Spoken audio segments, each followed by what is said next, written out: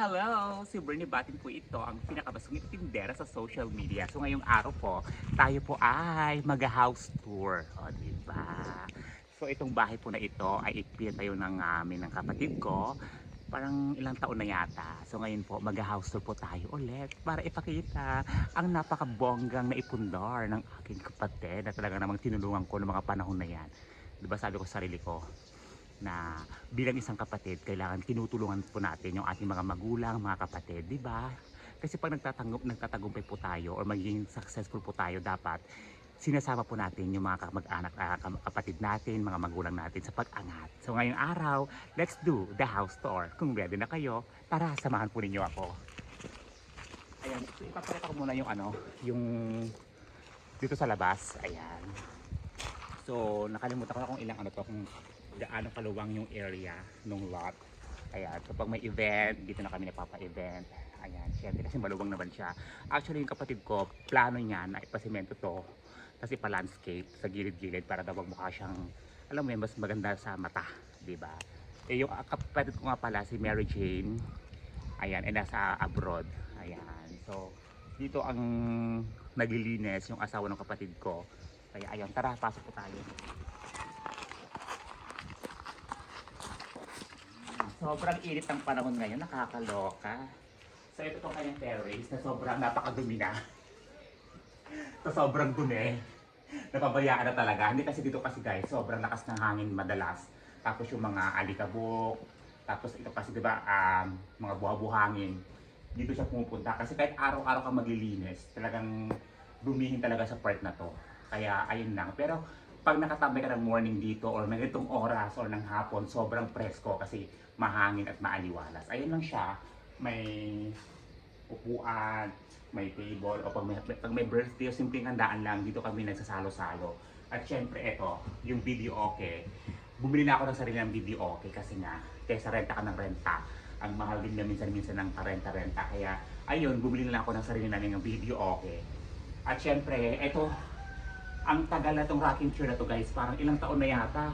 Nasa abroad pa ako noon, meron na to. Yes. So yun. So welcome to my house. My house! And actually sabi ko kasi kanina, tumulong po ako na maipatayo tong bahay na to sa aking kapatid, di ba? Na sumunod po sa akin. Ayun. So pasok po tayo. Welcome to her house. Dapat ganun pala. Ayan. So sobrang aesthetic lang, sobrang simple lang. Pagpasok nyo ng bahay, so bubukod ko sa inyo ang actually itong bahay pa na to guys, ang kanyang color theme is white, gray, and ganun lang, black, parang ganun ata, yes. So meron tayong sofa, ayan. Ganda ng sofa guys, no? Promise. Sobrang lambot. At syempre, meron siyang television. Diba? Ilang inches kaya to? At yung mga frames namin guys, kami mga magkakapatid. Ito yung kapatid ko nasa abroad, yung may-ari ng bahay. Ayan, ako yon, si papa ko at mama ko, yung bunsong kapatid namin. Si Rayla, yung kapatid kong lalaki, asawa niya si Rosana, tsaka si Aisaya. Sobrang simple lang ng atake ng kanyang bahay. Ayan. May mga halaman. So, yun po ang kanyang living room area. Diba? Simple lang. Pero sabi ko sa kapatid ko guys, nagpaplano siya na ipagawa itong harapan. Yung para sa bahay ko, yung may mga flute. Ang tawag doon? Floating, basta gano'n, yung brown. Tapos gusto niyo palagyan ng din, maganda. Yung para sa bahay ko guys, kung gusto niyo makita yung bahay ko, nasa YouTube channel ko din po yan guys. At syempre, eto na, ang kanya, dito tayo sa master's bedroom. Ayan. Master's bedroom. O, diba? Ang gulo. So, ito ang kanyang ito ang kanyang master's bedroom. Ayan. So, dito kasi may aircon. Tapos, naka-blind siya. Tapos, ito nga dapat matakpan na to. Matakpan ng malinis na or malaking frame para mas magandang tingnan. Tapos, meron siyang cloth, ang tawag dito, vanity mirror. At syempre, ito yung kama niya guys, Di ba color grading? Ganda. Sobrang ganda ng kama. At napaka-komportable guys. At syempre, ito, binili akong massage chair para sa aking mga magulang. So, meron din po sa bahay ko, may massage chair din po. Pakita mo dito ate, dito ka. Ayan, di ba ang gulo-gulo? yung massage chair. Ayan. Siyempre, meron dito, meron sa bahay ko. At siyempre, napakasimple na kanyang cabinet guys. Oh. Simple lang, sobrang simple lang. Mga stuffed toys, mga bata pa kami guys, nandito na talaga. Kasi ito ka pala yung pinakaunang bahay na ipatayo namin nung mga panahon nagsisimula pa na po ako sa pagiging content creator. Ayan. Talaga sa labas, sobrang init dahil. Ayan. At syempre, ipapakita ko muna sa inyo itong isang room. Ayan. Another room. Ito yung kwarto ng aking bunsong kapatid na babae na si Maria Rose. Ayan. So, simple lang din. Ang atake may blinds. Tapos, mayroon siyang wardrobe, clothes closet. Meron siyang kama. Tapos, ito. Sobrang idol niyang Blackpink. Diba? Parang may pabag ko siya dito guys. So, diba? Sobrang simple lang, pero ang mahalaga, may sariling bahay. At ito naman yung isang kwarto, guest room. Ayan, guest room. Diba?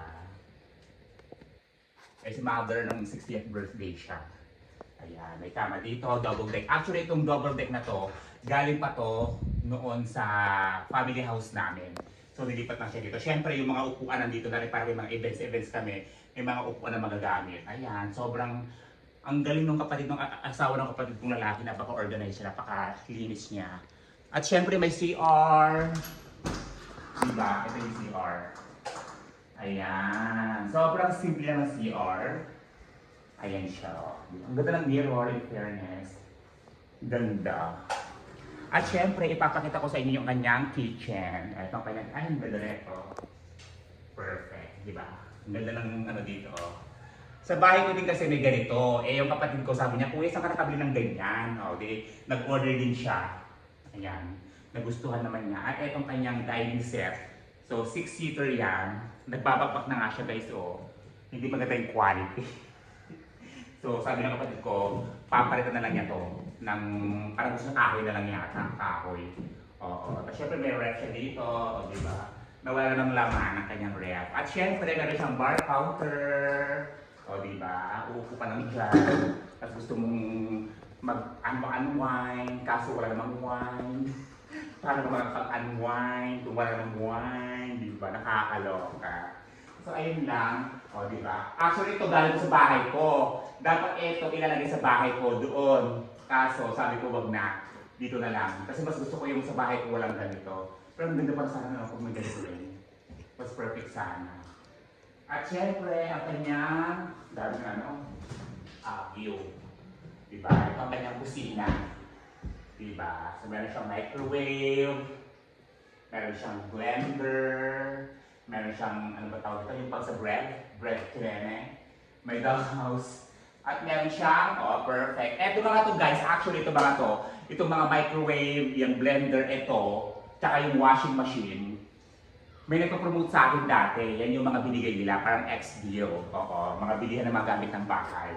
Diba? Kasi ito din, ito yung nabili ko na pagka gusto mong samgyup, ayan.